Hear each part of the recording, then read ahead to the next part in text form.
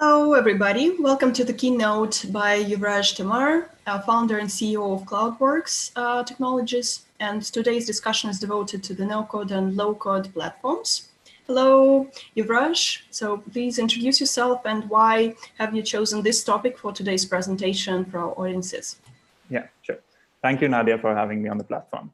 Hello, everyone. My name is Yuvraj Tomar. I'm the founder of CloudWorx Technologies, which is a company creating no-code and low-code solutions and platforms.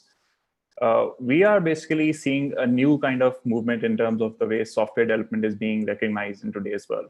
The older methodology and the older adage in which there was the traditional development framework having, let's say, a UI design mockup ready with application developers working on it, with the cloud backend and with all the other nuances that are required in the backend and the front end to, let's say, get your idea to fruition. This kind of methodology is fading away. And the newer solutions are making it really easier for developers to start developing newer applications and softwares within a matter of hours or even days, which was earlier supposed to be within weeks or months. This is creating a rise to a new framework, which people are calling as the citizen developer, which is people who aren't really from the software development traditional background, but even they are now able to take care of development applications, and things which would have otherwise required coding experience or coding knowledge are being available to them in one sense for programming and development needs without having any knowledge in the background. So with this notion, we are trying to create a new sort of way where anybody can become a software developer. And this is what the no-code and the low-code movement kind of stands for.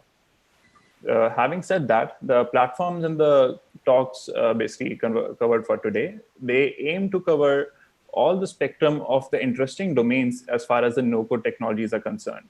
Because you can't just build one type of application. There are probably myriads of domains that require certain optimization and automation in terms of coding. So I intend to cover all of them so that you can get an idea of what the whole no-code movement looks like if spread out in its truest form. The market and the valuation and the numbers are anyway pointing really big to it, predicting it to grow as big as $24 billion in the next 4 years. But that's just hearsay in one sense. So having said that, we can probably see how that market grows and estimates. And I'll start off with sharing the slides so that you can get a visual idea of what I'm talking about.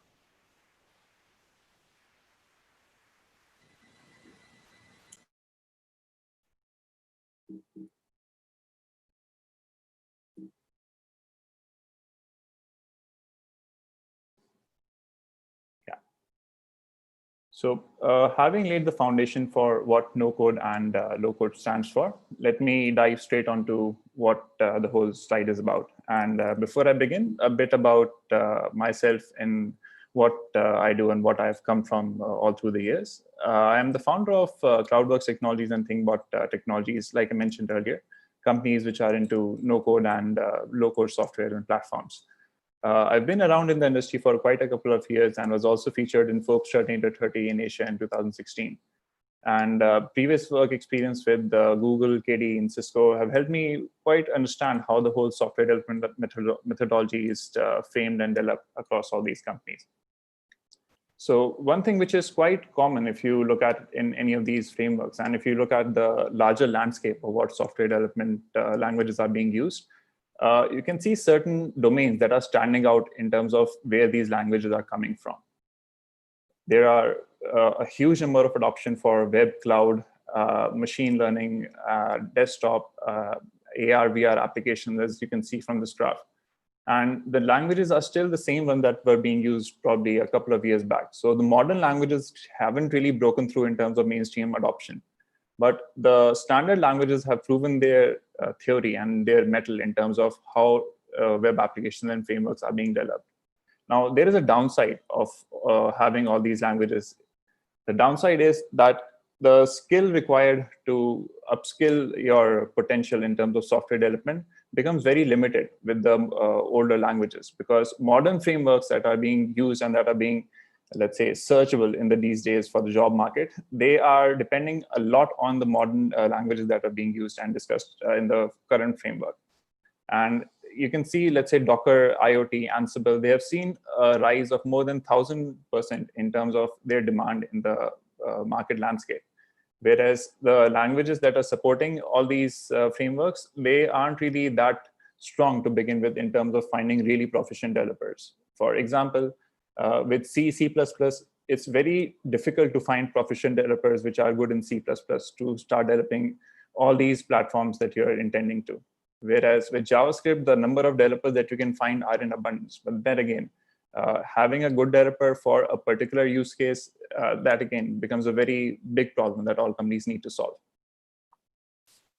And even if you found a good developer, the issue is that the time that is spent in design and coding in a week is not even more than 20 hours.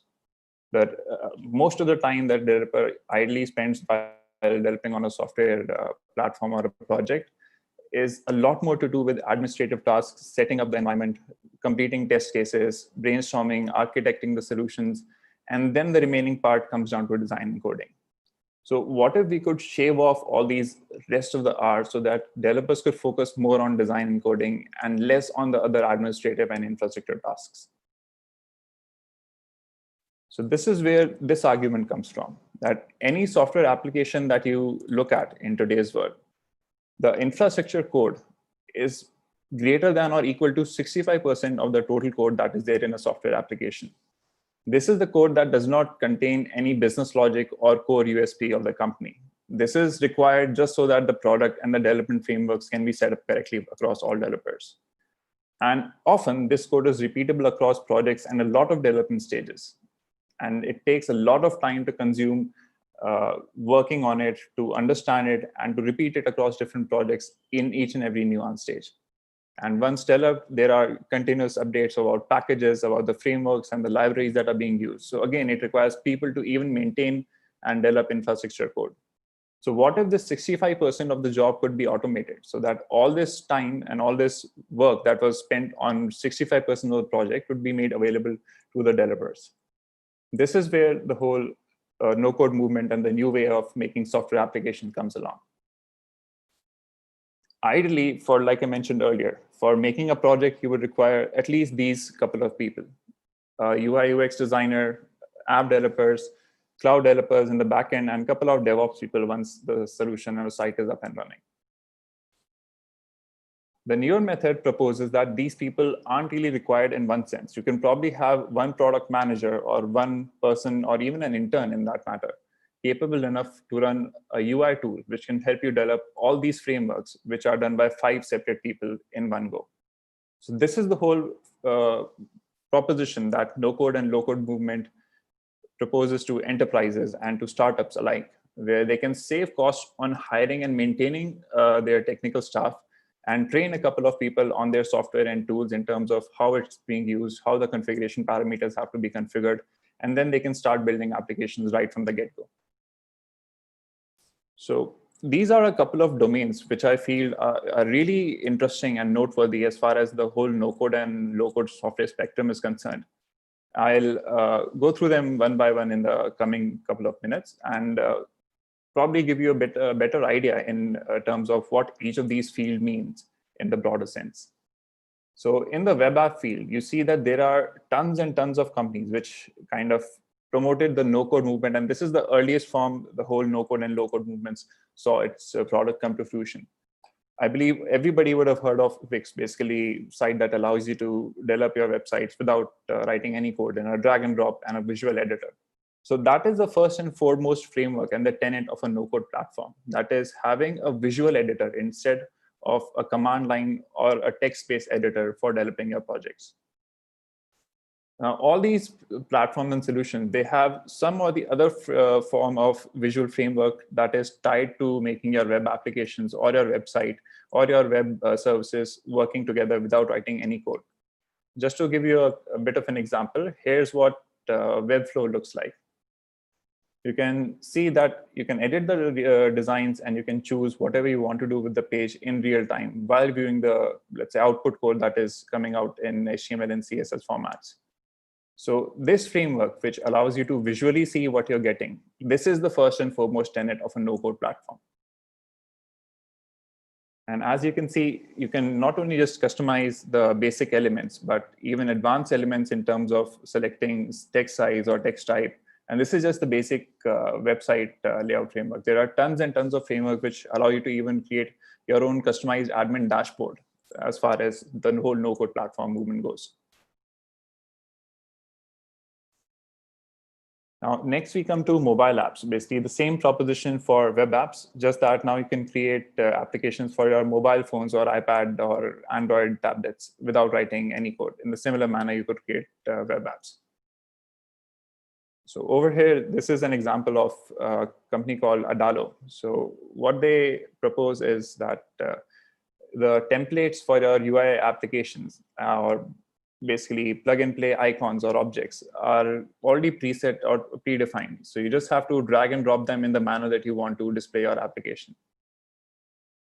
So this step would have taken a couple of days or even weeks for developers, but with these kind of softwares, it just takes a couple of minutes or even hours. And this is what we are also creating with basically all our companies that we are associating with. Docs and databases, this becomes the next framework. Now, once the visual framework was established with web applications and mobile applications, then came the next layer to automate documents and databases. And even, let's say, NoSQL databases are even possible in today's times. So you all would have heard of Airtable, and basically this is something which converts Excel spreadsheets to the next level in one sense. So Airtable has a very simple proposition in one sense. Sorry about that. So Airtable has a very simple proposition in one sense. They can, you just have to basically enter data in a tabular format, and then you can create a lot of actions in the form of blocks, what they call it internally, on your data. So like I mentioned earlier, creating admin dashboards out of an Excel form or a spreadsheet is now possible with these no-code platforms. So a business owner or a product manager just has to maintain a table, and that's the only thing that's required to maintain and create a product now.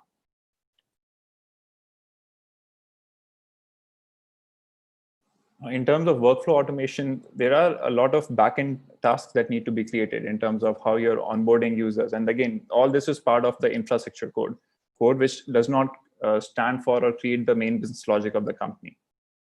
So there are tons of solutions and services available already, which allow people to have nice integrations with Zapier, IFTTT, so that they can automate simple workflows in terms of sending their customers chat or email or any workflow messages in that manner. But latest tools such as Parabola and even AutoCode for that matter have started allowing developers to expand a bit more in terms of what they want the backend workflows to be like. So just to give you a quick example, you can create these kind of visual triggers in a flowchart or a drag and drop manner without writing any code in this whole process. So just another simple example of this would be in a trigger to create that in every Monday, you can send or notify your customers about your current plans, or you can send them activation emails if they're expired.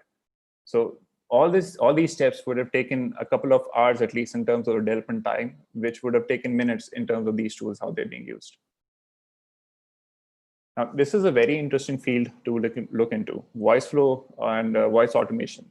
So what this stands for in one sense is that voice assistants are going to, again, like as predicted by all the latest and even earlier reports, that voice assistants are going to become a $70 billion market in the next 5 years. That means as of today, there are already more than 500 million types of voice assistants that are active in different forms across different platforms.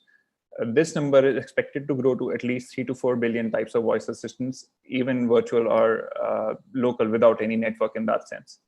So there are a lot of companies which are trying to create APIs or some sort of automation so that voice-based services could be developed. Another example over here could be just to give you what voice flow stands for. So instead of programming your Alexa skill or Google skill about how things have to be, you can create scenes in the sense of these plug and play cards. So, and in each of these scenes, you can define custom conditions and link how the voice interaction has to be. This is the field that has been untouched, even in terms of the no-code spectrum, because any company which started making progress in the data science field has either been acquired or kind of shut down in the other sense. So we are yet to see what the mass market for, let's say, B2C products in the data science fields look like in that sense when they fully mature. But as of now, the products look really promising in terms of your basic research and your basic AI algorithms that have to be followed. Ludwig is an internal tool which was created by the Uber research team, and they have licensed it out to consumer use as well. And Lobe is another startup that was acquired by Microsoft due to their latest no-code AI platform. So here is a quick look. We'll take at Lobe and see what this looks like. So AI and neural algorithm just to detect objects or edge tracing or object detection in that manner. They would take a couple of hours to even understand or program in that way. Whereas with Lobe, it's just, again, a matter of dragging and dropping them and understanding the parameters, how all this is made. So a simple image to emoji converter could be developed in a couple of minutes using softwares like these. And again, a lot of AI tools and a lot of AI algorithms have been democratized so that more and more people could understand and start using them. And Lobe is just one of the few companies which are making advantage of that movement. This is a promising field because 3D and AR and VR content is going to become really big in the coming years. And there are a lot of companies which are working on enabling users to create this content without writing any code or without using the modern tools that are used to create and work on these types of content. So here's a quick example of what Scapic is all about. So they are able to convert an e-commerce catalog into interactive 3D models where users can see what their products might look like in the actual environment in terms of buying their furniture or interior design items. So instead of hiring a team of 3D artists to create those individual models and then uploading them on a platform, you can then simply just upload the image to Scapic and they will give you the 3D model to interact and play with. So this is one of the few, let's say, platforms or the development hours that are saved for a company in terms of using some of these platforms and even woo their audiences with something new.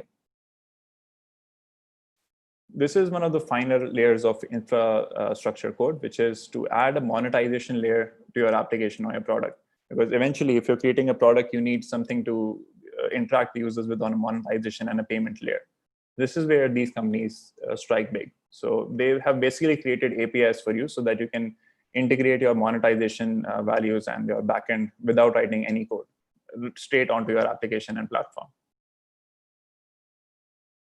And this is towards the finer nuances of how the product culmination and the product lifestyle goes. The final stages regarding testing, in which you're supposed to write numerous test cases, rework on them, get the feedback, and get the whole team collaborating on the same process, have been automated again with no-code platforms, with solutions like Reflect, which is basically allowing users to record an entire test suite in terms of how they want a website or an application testing to perform like.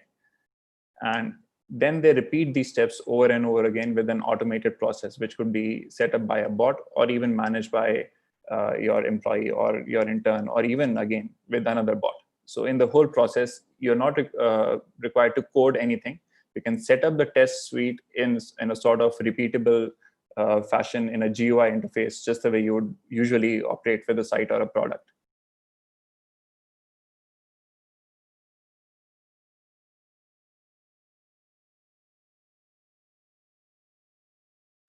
And one of the interesting domains which is recently propping a lot of attention in terms of how these no-code platforms have found a new fit for them is in terms of Internet of Things and hardware integrations, where a lot of these companies are working on tools to standardize the application, cloud, firmware, edge, and the hardware that is being used to basically develop an IoT product. And they have basically given all these layers as different abstractions for companies and users to pick and choose from.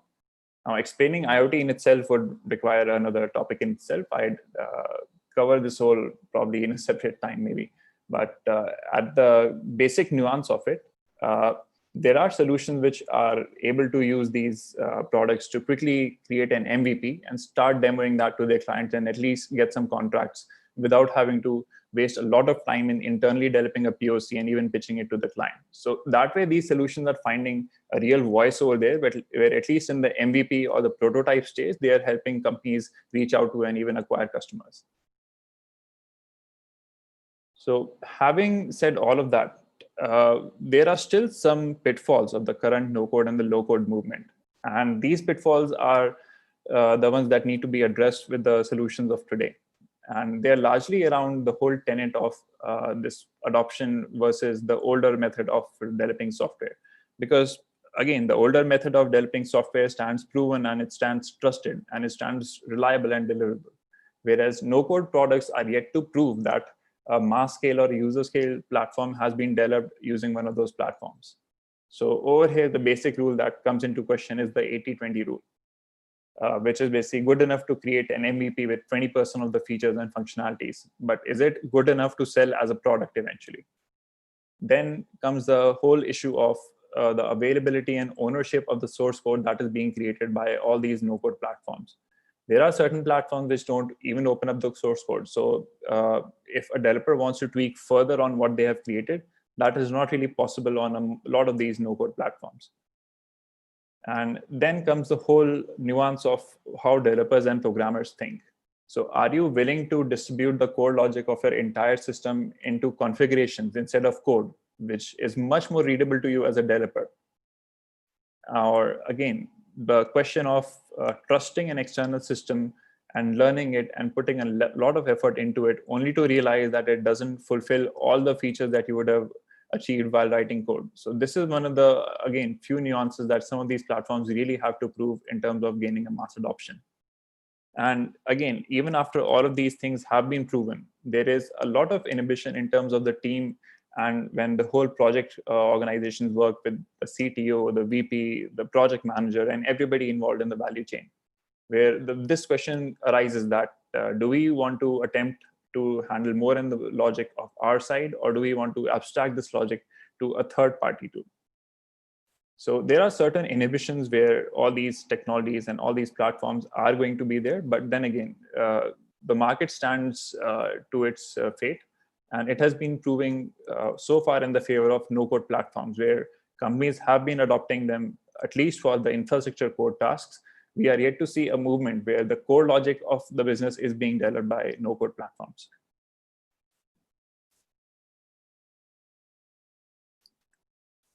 So in the end, I'd like to conclude by introducing our product, AutoCode, which is created by my company, CloudWorx. We are also one of the tenants of the no-code and the low-code movement. And given the domains that we are covering, we are one of the most proficient and profound platforms out there in the market, which even enable user to interact and create 3D-based applications and platforms without writing any code. So the tenets and the user implications that are there for our platform are available through our website, which I'll share in my email as well. And basically how to go about with creating the product. We are still creating a launch strategy around this. It's still in a closed beta where it's only open to applications, developers, certain which are in the beta stage, and to certain OEM clients that we're looking out for. But we are launching this in the coming 3 to 4 months. And we are looking to create a community around developers, basically tastemakers, and around influencers on how this product could be a real shape maker for the entire software development industry.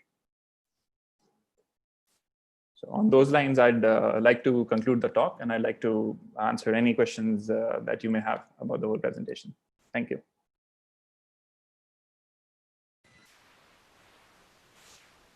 Thank you so much, Yuvraj. So what would you advise to serial entrepreneurs and startup leaders in terms of using these platforms? So what should be their first steps? How to assess this project, these platforms, and how to start implementing?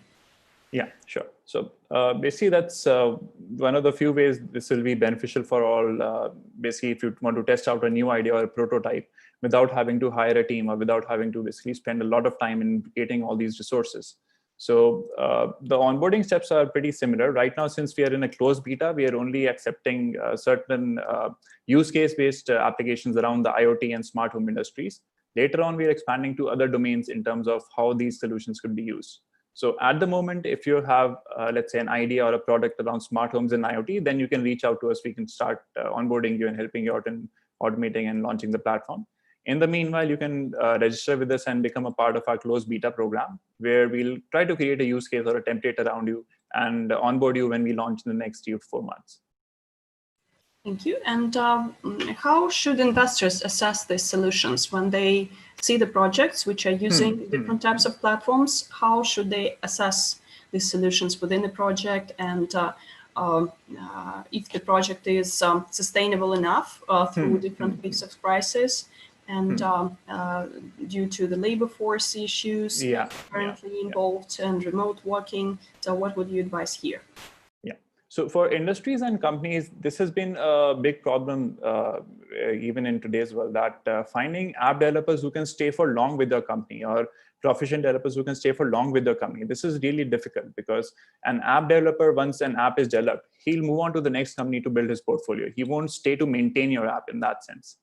And similarly, even a proficient cloud developer or an architect, once the system has been architected, he won't stay long to maintain the whole solution. So for maintenance and just to keep this phase up and running as the companies are scaling, these solutions could prove really beneficial to them, because it helps them on, basically it safeguards them on employee attrition if your application or cloud developers leave, because the core logic again is in the tools and configurations and not in the code, which the developer was earlier able to understand. So that way you can have even non-developers able to understand and interact with their apps. And we can set up a learning or a training session where we can train even non-developing workforce or non-programming workforce of the company on how to use and set up these platforms, so that your independence and security about attrition of developers is then removed as a company or an enterprise. Thank you. And what do you think could be the future trend, the next step in the development of these platforms, and who will be accessing that? Because more we have freelancers and people developing their own mobile applications, and more expertise need to combine within one person, so that those who develop their own applications, they need to promote them and develop a lot of different market competences.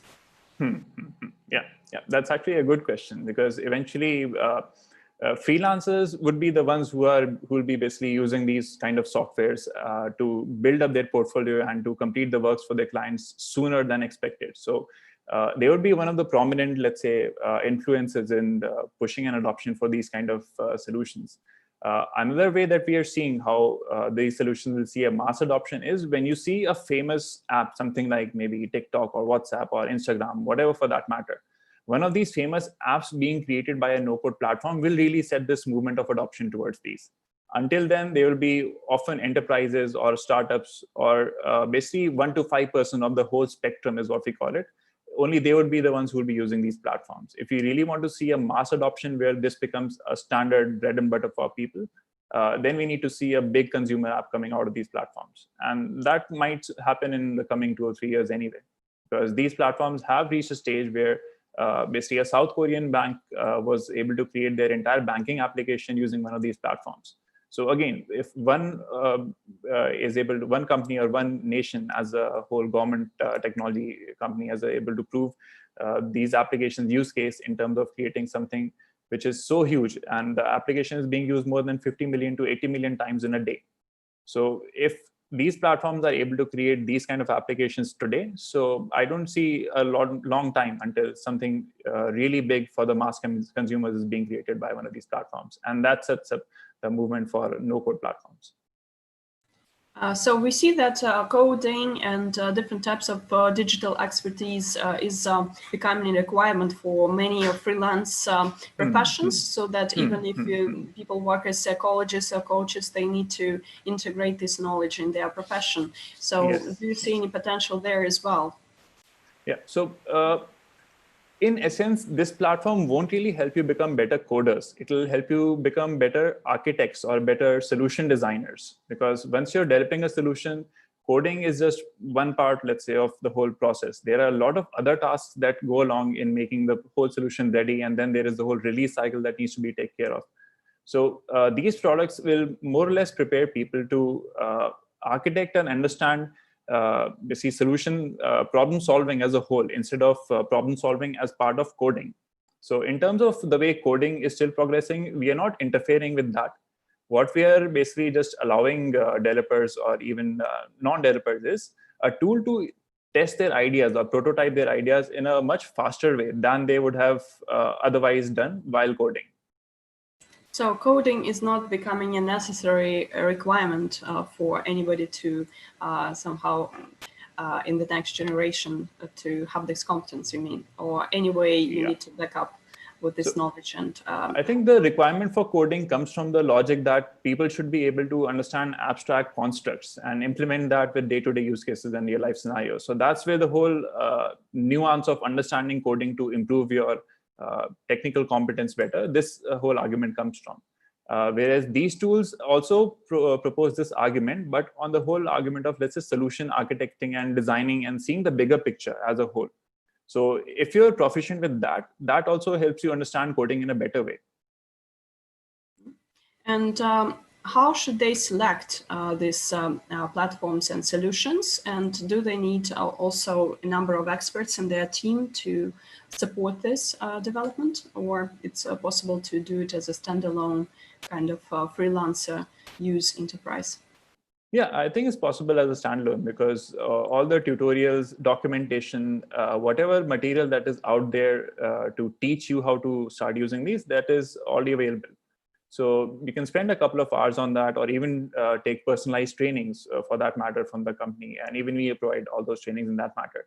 And then we can make you up and running on how to start developing and how to start using them in your freelance portfolio.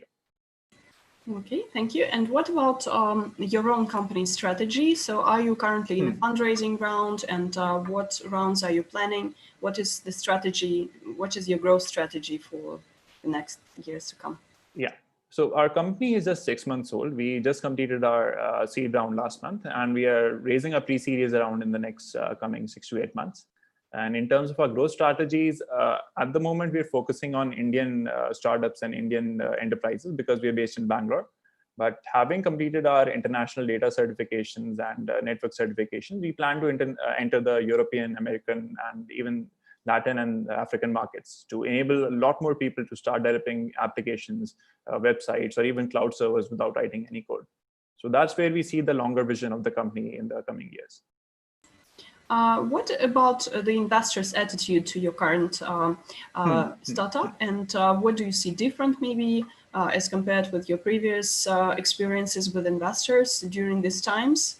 So what would you like to highlight, and how to cope with this in the current situation for your peers and maybe for startup leaders in different areas? So definitely because of the global pandemic, the investor sentiment is a bit shaky, because earlier, before the pandemic, when we were pitching all of this, we are seeing a greater amount of acceptance, and even our round was about to close actually at that time. It's mainly because of the pandemic, the whole thing has been delayed to 3 months than the expected deadline. In terms of how investors are seeing our solution and how they're seeing the whole no-code movement, with regards to the recent pandemic, this is becoming a latest hype because companies are looking at cost-cutting measures. They're looking at other ways to save dependency from developers, and again, to save some of their internal optimization costs. So they're looking at a lot of process automation frameworks and a lot of these no-code platforms, which allow them to achieve all of this and eventually save costs. So investors are seeing this movement, and especially the pandemic has triggered the whole notion of cost saving all of a sudden for all enterprises. So the rush for no-code platforms and enterprises is suddenly becoming a surge. It's even evident more and more as we go by the day, because Amazon launched their no-code platform, Amazon Honeycode, just last week. So if giants like Amazon and even Google has their no-code platform for that matter. So if these giants are entering into this domain, that means this domain is worth taking a note, and it is worth going to become a multi-billion-dollar domain in the coming years, because only then will these people make their business sense of investing their time, resources, and money into entering these domains. So investors are wary of that, and they are open to seeing startups which are able to create more and more no-code solutions and platforms. So I would say that this is the hype in the coming 2 to 3 quarters, at least 1 to 2 quarters, where no-code movement and no-code startups are going to see a lot of investment and basically investor interest in the coming couple of months. And in the next 2 to 3 years, we'll see them proving their mettle with a mass-scale consumer product. And how do you consider this competition from such giants as Amazon in your own strategy? How do you address that? Yeah, so I don't really consider that as competition. I would consider them mainly as enablers in one sense, because they are helping now define. So think of it this way: this movement is not really defined or clarified for the average user or the average internet user. Amazon, Google will spend billions of dollars in marketing to make this definition clear to the user. So naturally, a large consumer of consumers will follow that marketing and go to them. But the 100% of the pie won't be up for grabs with them, because there are a lot of features and solutions that they wouldn't be able to take care of. But in this whole process, they would have clarified what the whole no-code and low-code movement means for the common internet consumer. So consumers would be more aware of what they're getting into, and they can now start comparing what Amazon or Google is offering with the premium solutions out there. So good solutions that are out there, which have a definitive defensibility with their technology, don't really have anything to worry. They can think of Amazon and Google as one of the enablers who will be spreading the word of no-code and low-code out there in the market. Thank you. So what new is in your fundraising process? Do you use also Zoom conferences, pitch competitions to catch up with your investors in various geographies, or the local ones even, between the waves of COVID, which we currently have? So what's new in the process? Of course, we take into account the delays. Yeah, so it's been so it's been just Zoom and Google Meets all throughout. So at least teleconferencing and video conferencing, they've helped us stay connected to this whole community despite the whole pandemic. I do see that there is a certain downside to pitching over a video conference versus giving them a real live demo face to face. But then again, if investors are basically, if you're meant to be connected with a good investor, they would understand your proposition irrespective. So the video conferencing medium is really coming out really well, because it helps us to now reach out to more people in a day than we would have reached out earlier, because we don't really have to waste time with transportation and moving here and there. Thank you, Yuvraj. And what would be your final address to our key audiences who are actually startup leaders, serial entrepreneurs, and VC investors? If you have any final note to your particular topic, or maybe the general one, please just do so. Yeah, so on the concluding notes, I'd like to address that the no-code and the low-code movement is seeing its tailwinds in the coming years, and it is really going to pick up big. So for each three of the segments, if you're an investor, I would urge you to have a no-code startup in your portfolio. If you're a startup founder, I would urge you to consider certain no-code domains that are not yet being touched, and to implore or create ideas on that. And if you're a developer or a user or a technical enthusiast willing to explore on these platforms, I would urge you to start experimenting and create certain basic apps just to see and get the look and feel of how these platforms are going to emerge in the coming years. So thank you. Thank you so much, Yuvraj. And we welcome you also to join our different formats of events, such as roadshows, speech competitions, keynotes, masterclasses, fireside chats, and Startup Leaders Club. And the next Startup Leaders Club starts just at 4 p.m. UK time today. It will be devoted to trends, challenges, and opportunities for tech startups, Series 4. So please join us, and we welcome you. And also, if you have in mind any different types of communications between serial entrepreneurs and investors, we are happy to accommodate them. Thank you so much, and all the